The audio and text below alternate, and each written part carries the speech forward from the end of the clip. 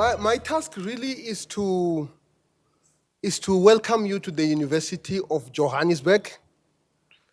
And before I do that, I would like to acknowledge the presence of our Minister of Higher Education and Training, soon to be Dr. Naledi Pandor. She will be graduating with a PhD at the University of Pretoria in the next few weeks. I think we should give them a round of applause. I also would like to welcome the Vice-Chancellors. Before the Vice-Chancellor, I would like to welcome the Secretary General of the ACU, Joanna Newman. Welcome, you are a great friend to the University of Johannesburg. I have seen you more than once at this campus, and I hope to see you many more times. But I also would like to welcome other Vice-Chancellors, Francis Peterson from the University of Free State, Professor Mayekiso from Mpumalanga, Professor Mtosa, and Dr. Sizwe Mabizela. Welcome to the University of Johannesburg. And of course, our program director, Professor Adam Habib. We have two major public universities. The University of Johannesburg is the largest university in Johannesburg. And Professor Adam Habib is a Vice-Chancellor of... But we welcome you, Adam. You are obviously no stranger here. You began your leadership, academic leadership career here at the University of Johannesburg. I think the issue of knowledge production, research capacity is very, very important. And one of the things that we don't really do very well is basically how do we develop capacity for early career researchers. We do know what happened internationally.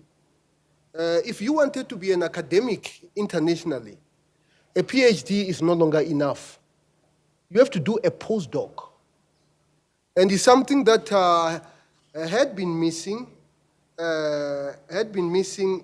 for quite some time in the South African system, but it's something that we are trying to change.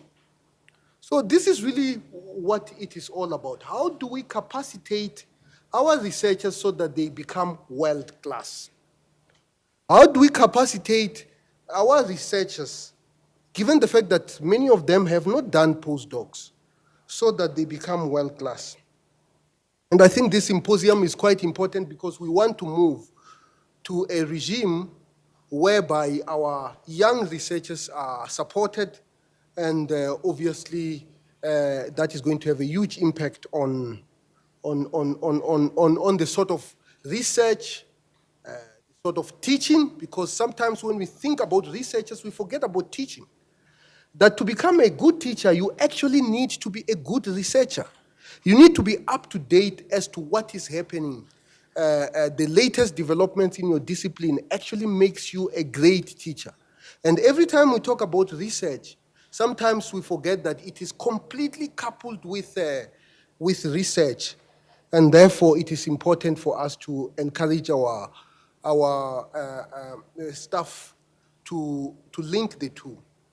And the one last thing that I really just needed to insert, it's not as relevant to this, but it is quite important. The issue of undergraduate research. We don't do it well enough. When I was an undergraduate student in North America, if you wanted to do research, you could just walk into a professor's office and ask the professor, can I become one of your research assistants? And of course, it starts elementary. You might just be running an experiment with clear instructions on what to do for the professor. And after a while, you actually get into the gist of things, what the research is all about. It's something that we really need to start reflecting on. How do we encourage young people who are undergraduates to actually start participating in research. The National Research Foundation actually inserted an instrument. Normally when our academics get a research grant, you had student assistant. And what we have not really done about that student assistantship is linking it very closely to research, because many people sometimes just use it as a bursary. But what it is really supposed to do is so that a student can assist an established researcher while the established researcher is executing the research. So that is another thing that I just wanted to opportunistically insert. But thank you very much for coming to the University of Johannesburg. I am looking forward to interacting with you. It's going to be a dynamic day, and I wish you all the best. Thank you very much.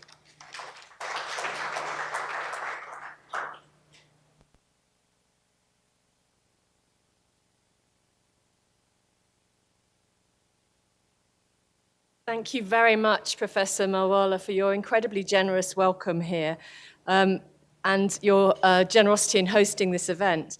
I'm delighted to be here at an event that we've been planning for over a year. And firstly, I'd like to thank the University of Johannesburg and Professor Marwala's team, led by Professor Judy Peter, for their assistance in organising this workshop over the next 2 days.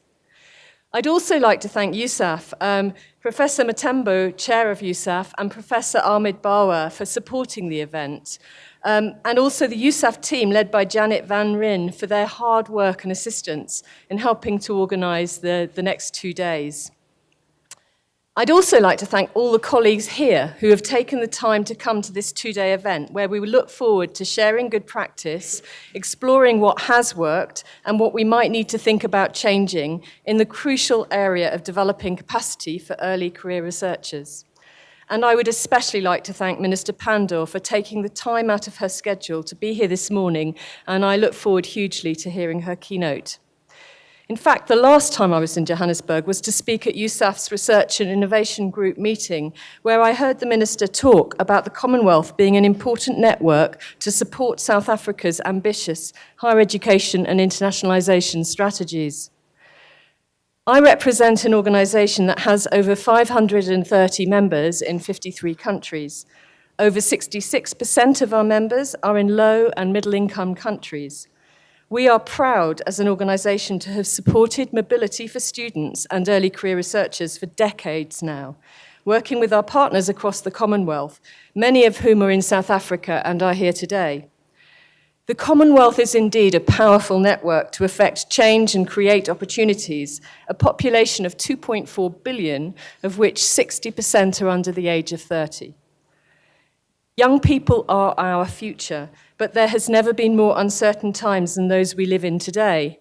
Huge progress has been made in alleviating poverty and disease, and gross tertiary enrolment across the world has grown exponentially. The world average is now about 36%. But that doesn't change the fact that access to quality education, let alone higher education, is still patchy, and access still relies to a large extent on geography and wealth. Yet it is clear that societies that build strong tertiary education sectors are societies that are stable, open, prosperous, and secure. The ACU makes this argument in common cause with other global networks of universities through our accredited status with Commonwealth governments and through UN forums. There is not a single one of the 17 Sustainable Development Goals that could be achieved without the benefit of higher education playing some role, whether it is supplying good quality content for primary education or supplying cutting-edge applied or blue sky research. And I don't think that argument is made enough, that higher education is an essential component of SDG 4.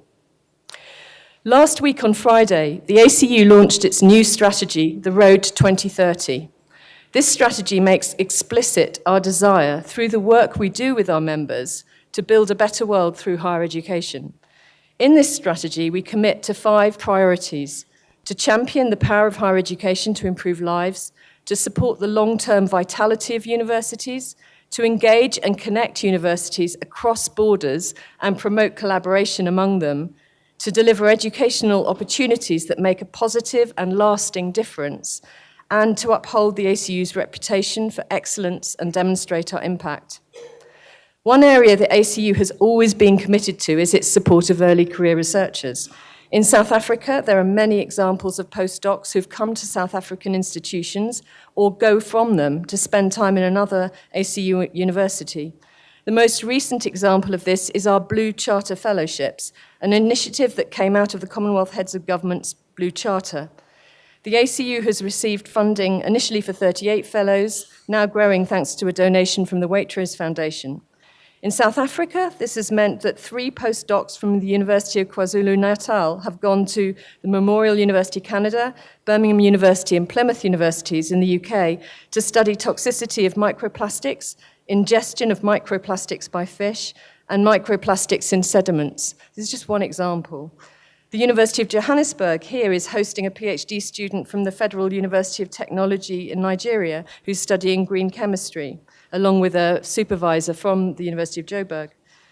We've also been involved in programs in partnership over the last 10 years with USAF, with the NRF, and with South African universities. And I believe that the next 2 days will be the perfect opportunity to look at the changing landscape of research and teaching needs and how best to support and nurture early career researchers who will become the next generation of university leaders and who will inspire the next generation of students to do great things and who will continue themselves to discover and teach new knowledge. Thank you.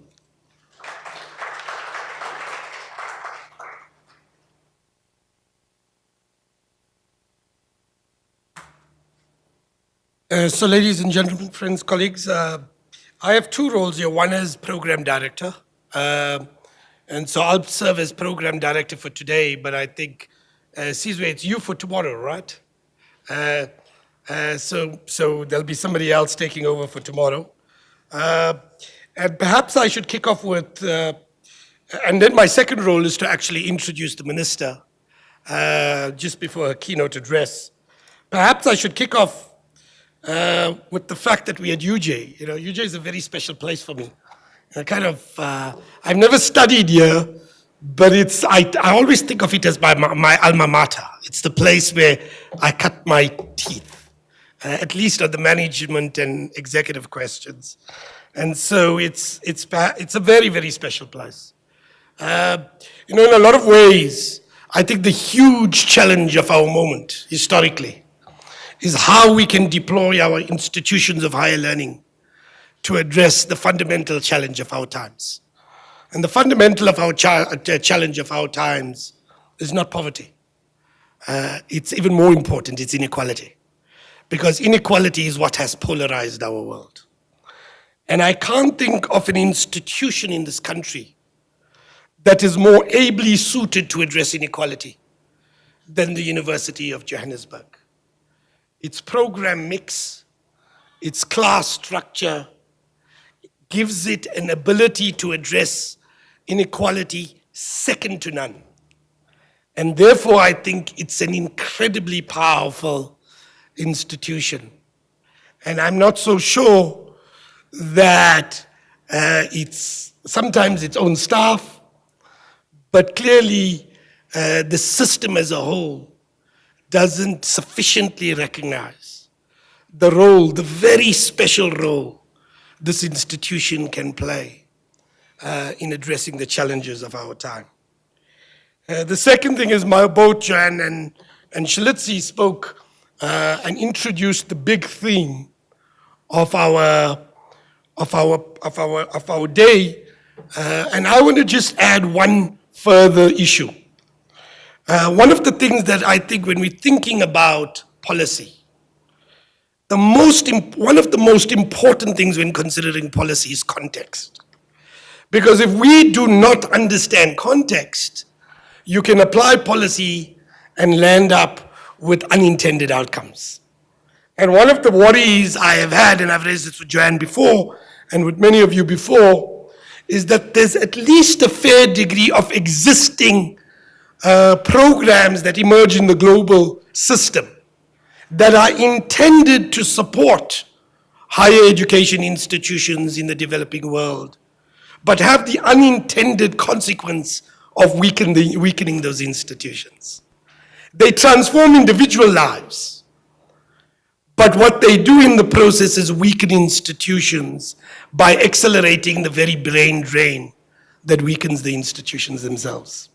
And so when I hope that in the reflections of the next 2 days, when we start grappling with the ideas, we remember context. And we remember that we live in an unequal world. And that inequality of our world has to be a variable in the consideration of how we construct policy. Because if we don't do that, we'll end up with unintended consequences. So again, I want to stress that we take context seriously, because if we don't take context seriously, we get into serious trouble. And then I want to really introduce the minister. Now, I could do it by going through a CV. And as you've already been announced, the latest addition to a CV is the fact that she's going to be receiving her PhD in the coming weeks. But I want to take I want to say congratulations to the minister in that. It's a wonderful achievement, Minister Pandor, and I think it's important symbolically at this historical moment that you receive that PhD, but that we use that moment to inspire a new generation, to be also ensuring that they achieve these kinds of intellectual and academic requirements if we are going to change our system. But I want to not go through a CV, and I want to actually make 2 qualitative comments by way of introduction about the minister. The first is, I want to say that I think this minister, and there's been grumbles on all sides. We've all had, and we've never entirely agreed on everything. But I think that this minister is perhaps one of the greatest ministers we've had in the post-1994 era. And the reason is a very simple one. She understands her portfolio, and that she's passionate about her portfolio. And that's 90% of what is required from political leadership in higher education. She spent time in education. She spent time in higher education. She spent time in research in Department of Science and Technology. And I even think she took a sojourn at the Department of Home Affairs for a short period of time. But that complex experience, people may have had differences with her, but nobody I've known has ever disputed that she's passionate about higher education, that she's passionate about research, that she actually reads the documentation that are prepared, and that she can actually engage with an astuteness and nuance that is second to none. And I think that that's 90% of what we expect from a political leader in higher education. And so in that sense, I think she's really, really fantastic. But there's a second reason. I think she's fantastic. And that is, we really live in a difficult world. Globally, the forces of the right are on the march. And the rise of populism is on the march. And populism advocates very, very easy solutions for very, very complex challenges. And in the process, they undermine the very institutional fabric that is required to make our place a more equal world. And the second danger about populism is it retreats into a nativism, a belief that your identity is paramount to everything else. And what it undermines is the very common humanity that is the basis for us to restructure our world. Now, Naledi Pandor has always been a voice against populism. She's been a voice, a thoughtful voice of addressing the challenges that need to be happen. But she's been an incredible supporter of a common humanity, what I call a more cosmopolitan world. But she correctly believes that you can't create a cosmopolitanism, a common humanity, without it being based on the fundamental principles of justice and equality. Justice and equality is the very basis for how you create a common humanity. And she's brought that to fore in the very science projects that she's advanced globally. Not only in her support for the Association of Commonwealth Universities and a participation in other global projects, but in leading South Africa's participation in the Square Kilometre Array. The Square Kilometre Array is best practice global science. But what she also said is South Africa and Africa is going to put its money behind it, its personnel behind it, its intellectual power behind it, and uses it as a bridge to open up a conversation about how you create a global academy of commons that is both equal and just. And for that, I want to invite Naledi Pandor because I think she speaks to that world. Thank you very, very much.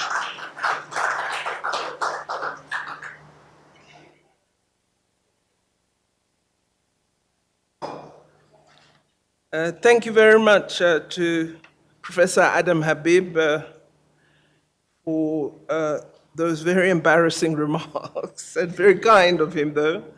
I don't even quite know what to say.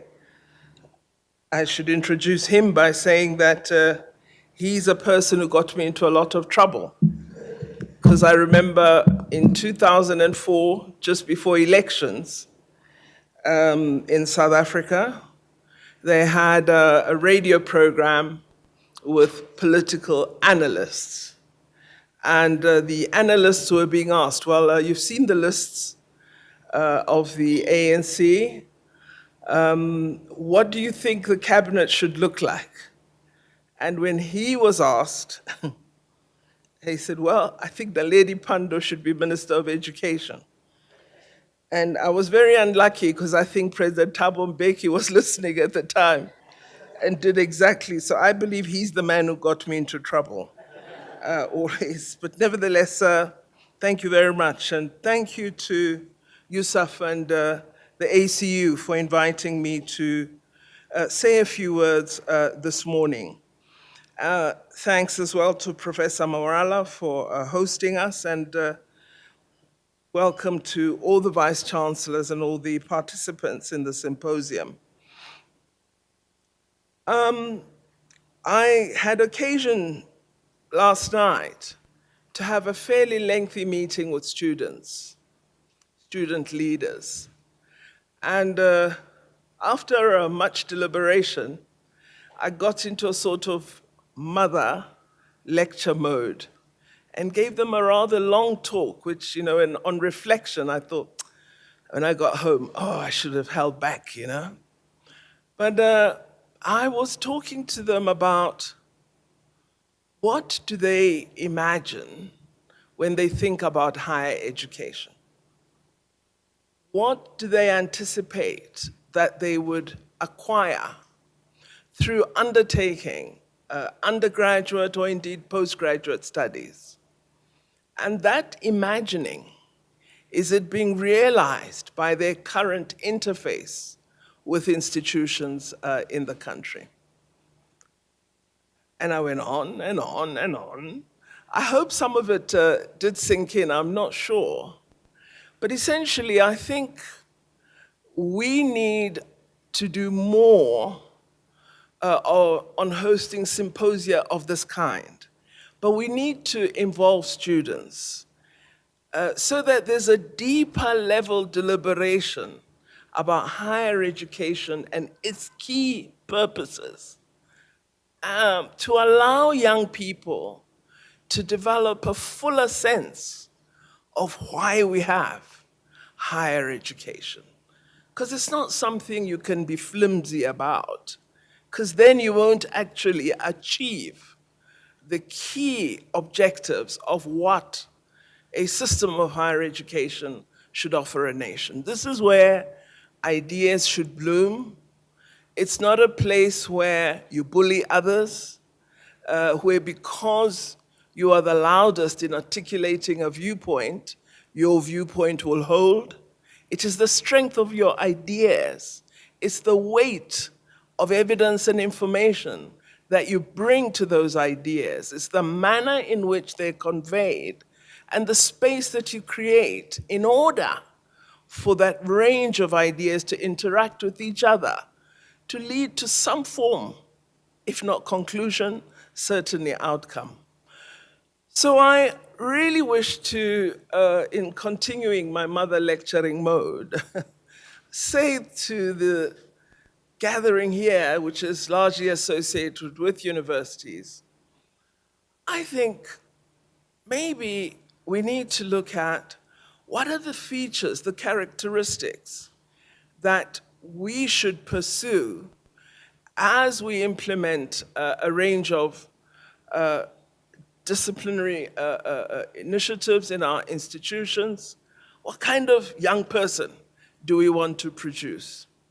And in my view, if the young person can't write well, can't read broadly, is unable to engage in a discussion where others' views are respected, you've produced a really bad graduate.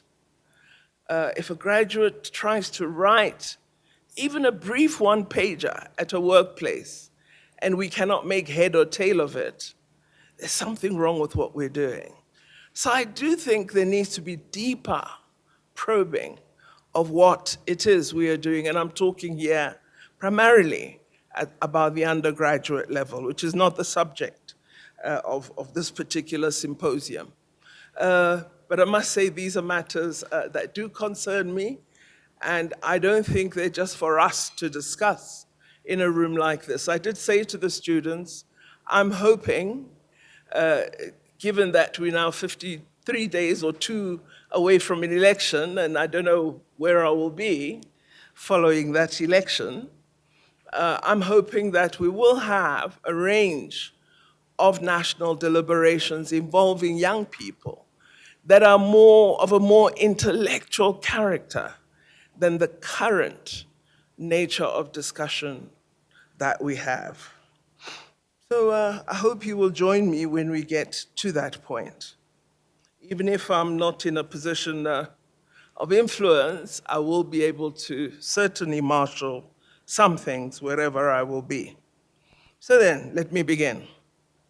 Well, I think the first observation that I'd like to make with respect to this symposium is to really welcome it and to congratulate both Yusuf and ACU for having put such a rich program together.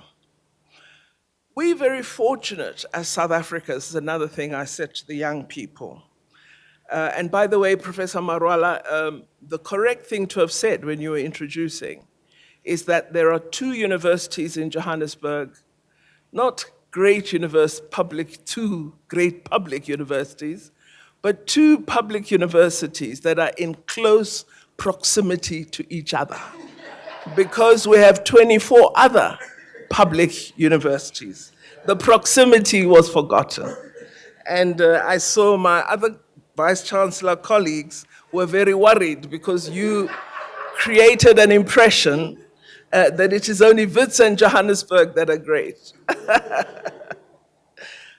We have a very rich research tradition in several of our institutions in the system. And they produce significant research in comparison to their size given the world's global higher education system. And this has been confirmed by the OECD indicator reports, by the recent UNESCO report on innovation in higher education and research in Africa. So South Africa is fortunate in its higher education system in that it has some really good qualities. And it has been said that we do punch somewhat above our weight. I've been very pleased that we've seen a steady growth in the research output of our universities in the past decade. But I do agree with the symposium's objectives that we need to pay closer attention to building on the foundations of the existing research capacity in our universities. And in that regard, there are a number of issues that we believe we have to attend to.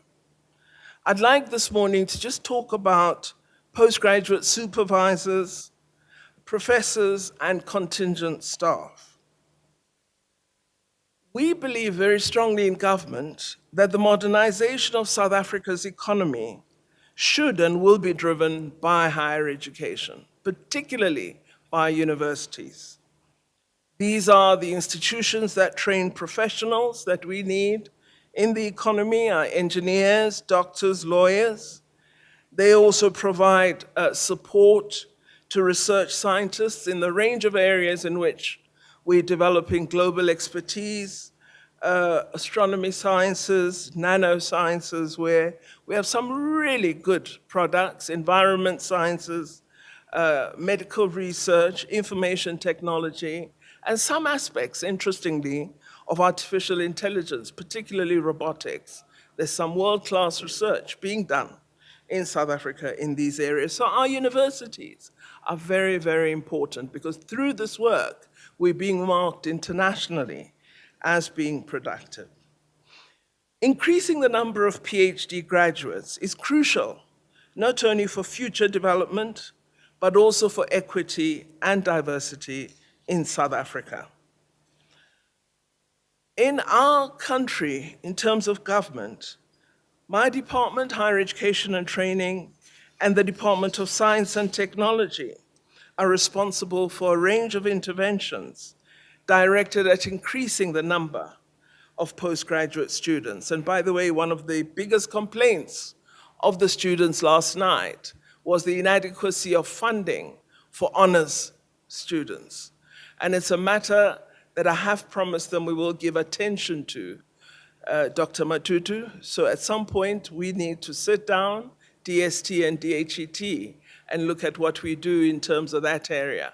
Because they say the experience is that it might be easier to find support for master's and PhD study, but at the honors level, you really struggle. So it's a gap, and you've alerted me to it, I remember in the past. It is a gap we need to address. As higher education and training, we do link our university funding subsidies to the number of master's and PhD graduates at a university. Other examples are the Department of Science and Technology provides funding to the South African Research Chairs Initiative that supports over 200 research professors and 1,600 postgraduate students within the Research Chairs program. But still, despite these very positive examples, we still have significant gaps. It is difficult for graduates from a low-income family to pursue a postgraduate qualification and thus to begin a research or scientific career. In 2015, the Department of Science and Technology commissioned Professor Mouton of Stellenbosch to undertake a postgraduate pipeline study. We have a colleague, Dr. Habib from Science and Technology, who will tell you later about a subsequent report commissioned by the department, the Emerging Researcher or Missing Middle Researcher report, which was again done by Professor Mouton and his team last year. The pipeline study terms of reference were simple. Why do so few doctoral students enroll and complete? And I can tell you, after my experience of the last 4 years, I know exactly why. The answer he gave is that most doctoral students work while they study. They have to earn an income to support their families, and bursaries are inadequate to allow full-time study. So he identified somewhat of a double bind for students at this level of studying. Interestingly, the research indicated that more natural science than social science students study full-time and more natural scientists than social scientists graduate. The study drew the conclusion from this double-bind problem that part-time study and half-cost bursaries are a problem and that we need a radical rethink in order to address these inadequacies. Our approach, according to that study, is not radical enough. This is what we do. Firstly, we do provide support to South African PhD students to study abroad, with the support of programs which Dr. Newman would be familiar with, such as the UK's Newton Fund, which we discussed when we met in the UK. We are increasing through the fund the number of PhDs trained abroad. Secondly, we are attracting to South Africa a large number of young international researchers who have recently completed their PhDs and who are looking for a postdoctoral project in order to expand, we do this, our own PhD supervisory capacity.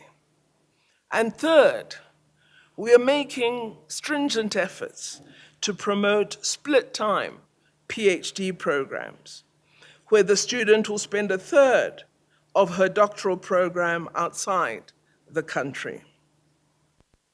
It is our aim to seek funds so that we can fund the people who supervise good quality PhDs to a considerably higher level, and we would like to dispense larger PhD and postdoctoral bursaries for longer.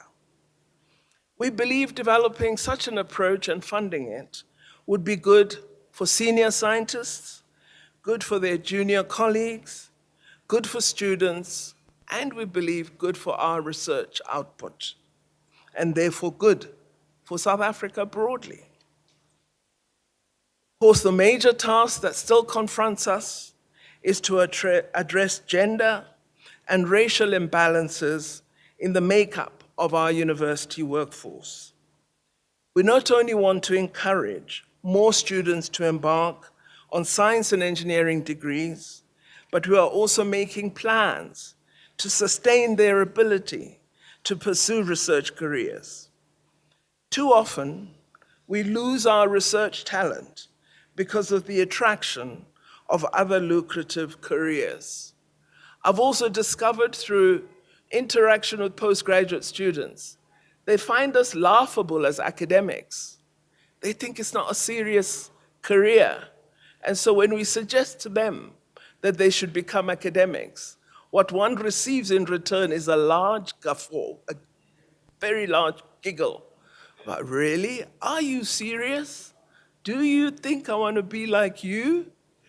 And then I say to them, well, if you don't want to be like us, like academics, who do you expect to teach in future? You know, if you want decolonization, you want more decolonized academics. Aren't you decolonized? Aren't you the future academics? Who do you expect to do it? So we also have to convey to young people the need, the status, and the respectability of being an academic by career. They believe other careers are far more important.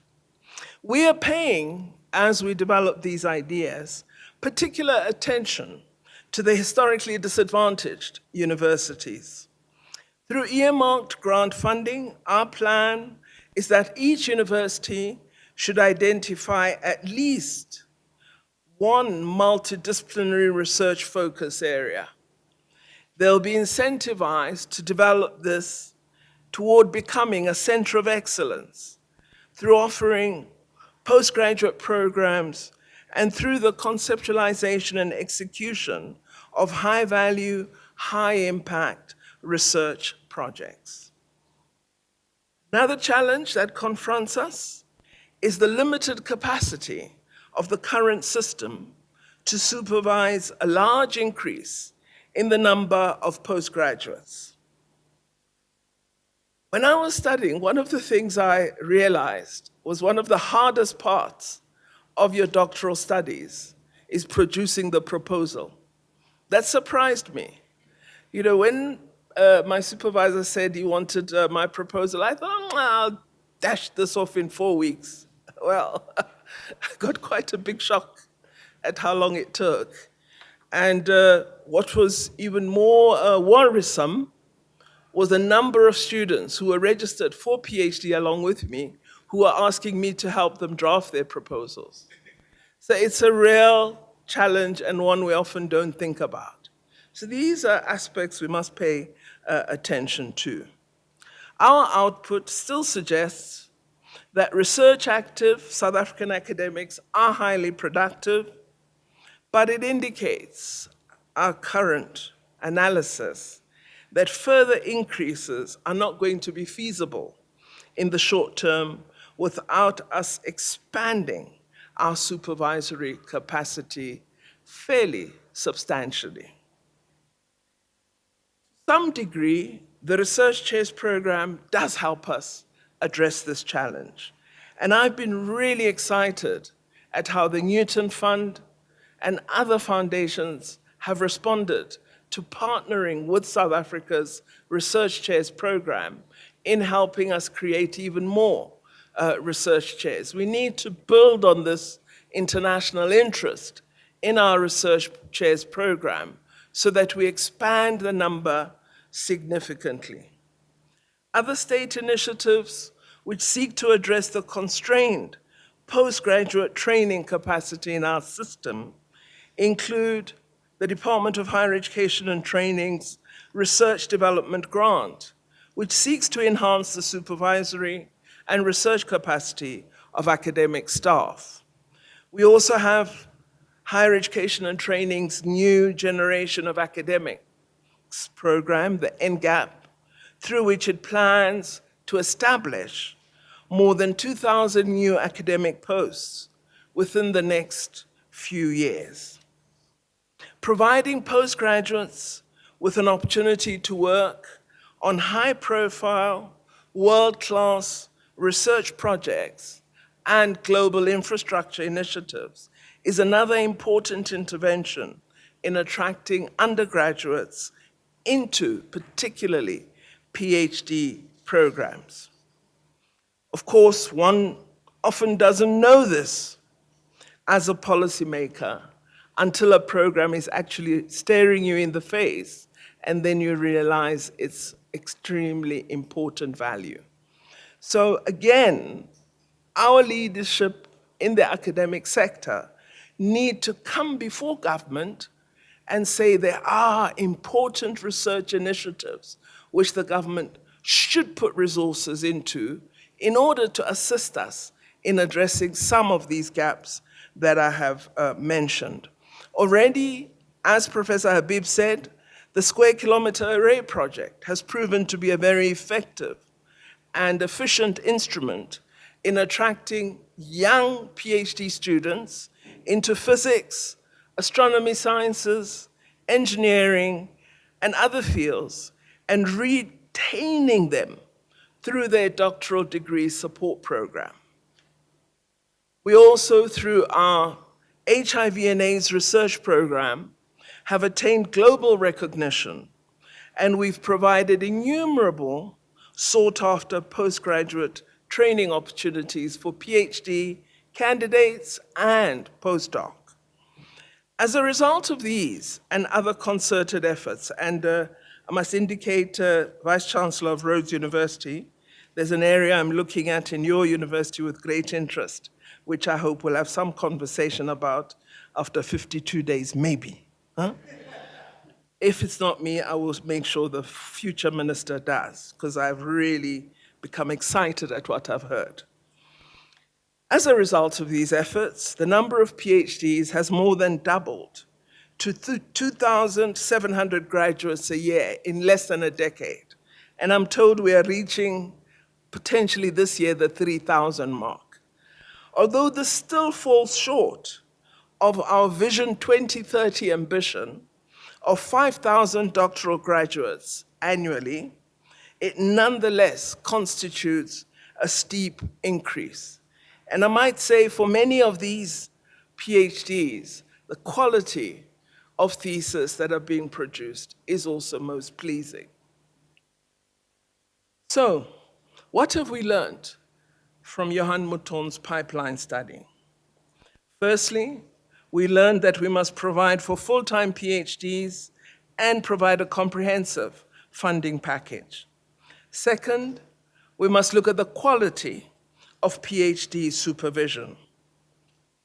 Most of the universities in our country have PhD supervision guidelines, but they vary widely in the number of contact hours a student can expect of a supervisor. I discovered as a student that actually there are tomes of literature on a supervisor and what you should look for. And some of them were very useful tips for me, because I would go to my supervisor having read that chapter and say, but why didn't you do A, B, and C? And I'm not expected to do that. You're supposed to help me. Many years ago, when Asaf conducted a study of PhD training under the leadership of Professor Jansen, before he became Vice-Chancellor of the University of Free State, the average number of contact hours he found between supervisor and student was 2 hours. Yes, 2 hours. So essentially, PhD students are left to their own devices. I wonder if universities tell their academic staff that there is a substantial subsidy for each postgraduate student who graduates, and therefore it's in the interest of our institutions for students to graduate, and thus for us to do a bit more than that which was discovered by Professor Jansen. Or have we directed our researchers to focus on publishing articles and papers which pump up their foreign travel research budgets? We also need a new generation of academics. Some years ago, there was a fierce debate about the fact that our professoriate still remains very white in South Africa.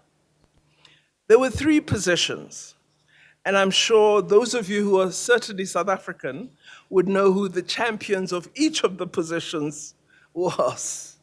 The first was that it takes 20 years of research and teaching after earning a PhD to be promoted to a professorship. So it was, listen, my girl, don't think you can become professor after 5 years. Takes 20 years.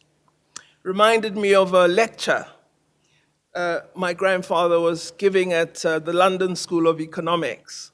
And during question time, after he'd spoken about why they were striving for freedom as part of his lecture, Freedom in South Africa, a young scholar stood up and he says, are you aware it takes 3,000 years to develop a civilization? You can't rush it. And then the young man sat down. And when all the questions had been asked and it was time of ZK to respond, he asked the young man, how old are you? And the chap said, 33. And he said, do you regard yourself as civilized? And the chap said, of course. And Professor ZK said, why do you think we should take 3,000 years? Nevertheless, so that was the first, that it takes 20 years. The second was that far too much money was spent on students and not enough on staff. And the third was that universities were using the ideology of merit to prevent the promotion of blacks to the rank of professor. So you can see these schools of thought, and they still are there contending with each other. Professor Jansen writes as follows: there is nothing more important that determines the future of the South African university than how we resolve the question of the black professor. How we settle this debate will decide whether middle-class South Africans, black and white, send their children overseas for their degrees in coming years. It will also determine whether the quest for justice in the character and complexion of the professoriate will ever be met inside institutions of higher learning. Close quote. The problem was, according to him, the absence of an effective strategy for identifying, funding, and nurturing young black scholars from the first degree onwards. Now that he is retired from being a Vice-Chancellor, and as he tells me he has more time, he's putting his mind to this particular problem. So finally, some questions. What are we to do about the prevalence of contingent or hourly paid staff? I know that this is somewhat of a global development, but I don't believe our universities have to follow every global trend. They seem to insource support staff at universities and outsource academic staff. This cannot be the right path for emerging researchers or a new generation of professors. The CHE 20-year review of a few years ago highlighted the fact that there has been little, if no increase, in permanent staff in the face of a doubling of student numbers over the last decade. The workload has been taken up by temporary staff. Permanent white staff are declining, permanent African staff are increasing, but few permanent academic posts are being released. The CHE concludes, given the trend toward increasing casualization and the much slower growth in permanent positions, the negative implications for the rapid transformation of the academic workforce in terms of demography and the achievement of greater equity are obvious. We believe there is perhaps a solution to this, and we think it may lie in the higher education and training department's University Capacity Development Grant and in the government's commitment to support university finances to increase to 1% of GDP over the coming 5 years. It's up to universities to then decide what they would do with this additional funding. But it certainly would make sense to devote some attention to the improvement of the condition and status of academic staff. So I'm pleased as I close to acknowledge that we are making progress. We are on the way to fulfilling our targets of the National Development Plan, Vision 2030, and the proposals it made for us in higher education. First, that the percentage of academics with PhDs should be increased from 34% then to over 75% by 2030.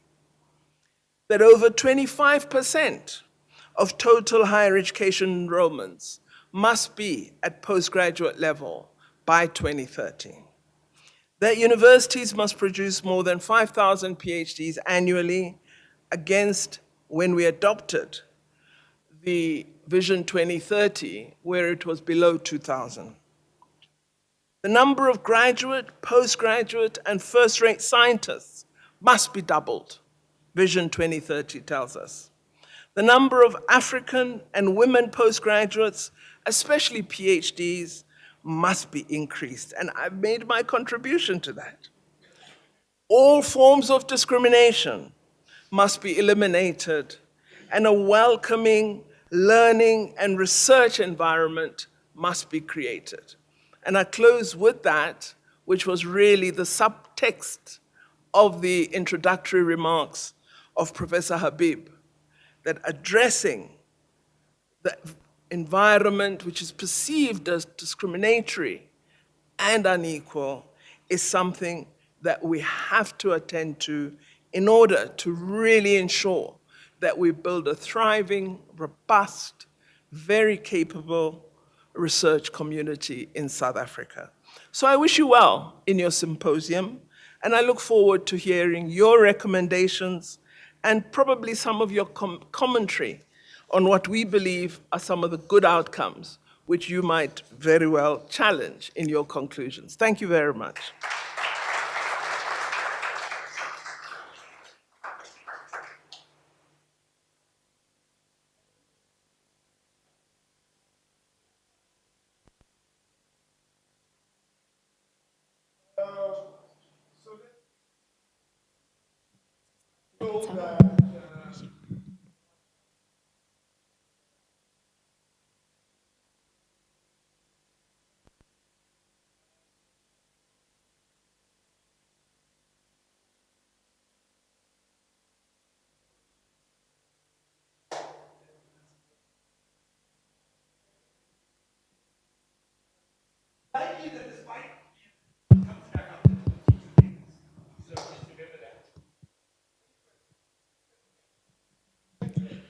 Thank you. Good morning, everybody. Stephanie Burton, DVC at the University of Pretoria. Minister, I heard your remarks about funding. I know you are well aware of the ongoing discussion right now with postgraduate students about funding. I would like to support what you said, and I would like to join you in a concern about those students who are financially needy. But I think we also need to realize that almost all postgraduate students are underfunded because most of them are no longer dependent on families. And it becomes an increasing problem. We are at the moment dealing with more of a problem from our so-called missing middle students than from the students who we can fund through the financially needy routes. And I think we need to put that on the table as well. Thank you.